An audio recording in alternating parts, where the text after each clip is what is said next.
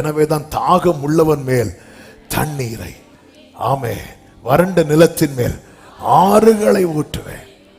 உன் சந்ததியின் மேல் என் ஆவியை, சந்தானத்தின் மேல் என் ஆவியும் ஆசீர்வாதம். என்ன வித்தியாசம்? ரெண்டும் ஒண்ணுதான். அது அந்த தீர்க்கதரிசிகள் பயன்படுத்துகிற பதம்.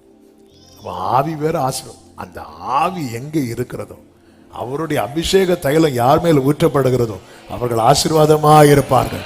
காரணம், நதியோர நாட்டப்பட்ட விருட்சமாய் மாதந்தோறும் புது கனிகளை கொடுத்து கொண்டே இருப்பார்கள். அவர்கள் மற்றவர்களுக்கு ஆரோக்கியமாயிருப்பார்கள். ஆமென் சொல்லுங்க பார்க்கலாம். பெந்தேகோஸ்தே நாளிலே 120 பேர் மேலேயும் அப்படியே வந்து இறங்கினார். மோசே நாட்களிலே மோசைக்குள் இருந்த அந்த அபிஷேகம் 70 பேர் மேல் பகரப்பட்டது போல, அதிலும் மேன்மை. அதெல்லாம் ஒரு நிழல் பெந்தேகோஸ்தே நாளிலே. அதன் பிறகு அந்த 120ஓடு முடிந்ததா? எனவேதான் அவர்கள் வெவ்வேறு பாஷைகளில் பேச தொடங்கினார்கள். அப்போஸ்தலர் 2வது அதிகாரம் 1, 2, 3 வசனங்களை பார்க்க முடியும்.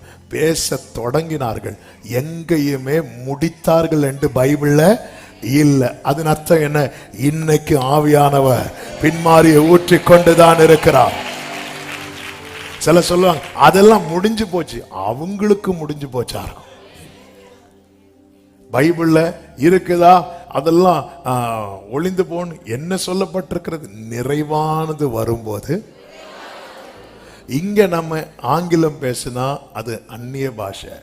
அமெரிக்காவில் போய் ஆங்கிலம் பேசினா